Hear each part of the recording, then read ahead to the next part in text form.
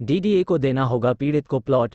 एचसीएचसी ने single bench के फैसले को निरस्त किया। पीड़ित ने दी थी याचिका। डीडीए की रोहिणी रेसिडेंशियल स्कीम 1981 के तहत प्लॉट पाने के लिए लगभग 4 दशकों से इंतजार कर रहे एक शख्स की अपील दिल्ली हाई कोर्ट ने मंजूर कर ली है। याचिकाकर्ता का आवंटन रह करने वाले सिंगल 1981 की योजना के बेंच के आदेश को कोर्ट ने रह कर दिया और तहत प्लॉट आवंटन उसे रोहिणी में प्लॉट या वैकल्पिक प्लैट देने का मत 2 साल का दर की ठोस वजह नहीं दे पाया। डीडीए को निर्देश दिया है। जस्टिस राजीव शक्धर और जस्टिस तारवित्ता गंजू की बेंच ने अपने फैसले में कहा कि इस तथ्य को नज़रअंदाज नहीं कर सकते कि डीडीए अपनी जिम्मेदार एक निर्धारित समय सीमा में पूरी करने में नाकाम रहा है। कोर्ट ने कहा कि डीडीए कोई ठोस कारण नहीं बता पाया कि क्यों नरेंद्र कुमार वाधवा ने यह अपील सिंगल बेंच के 16 दिसंबर 2019 के फैसले के खिलाफ दायर की थी।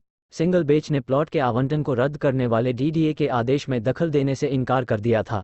अपीलकर्ता का कहना था कि उन्हें 2005 में डीडीए ने रोहिणी में एक प्लॉट आवंटित किया था। बाद में उसे इस आधार पर रद्द कर दिया गया कि उन्होंने पीतमपुरा 180 अग मीटर का एक दूसरा प्लॉट होने की बात छिपाई। वाधवा ने कैंसिलेशन ऑर्डर को कोर्ट में चुनौती दी। दावा किया कि उन्होंने डीडीए से प्लॉट मिलने का 23 सालों तक इंतजार किया। उसके बाद उन्हें मजबूरन ओपन मार्केट से प्लॉट लेना पड़ा। हालांकि डीडीए से प्लॉट के आवंटन से पहले ही उस प्लॉट को बेच दिया था। कोर्ट ने कहा कि डीडीए 1981 में ये योजना लेकर आया था और 5 साल के भीतर प्लॉट के आवंटन का भरोसा दिया था।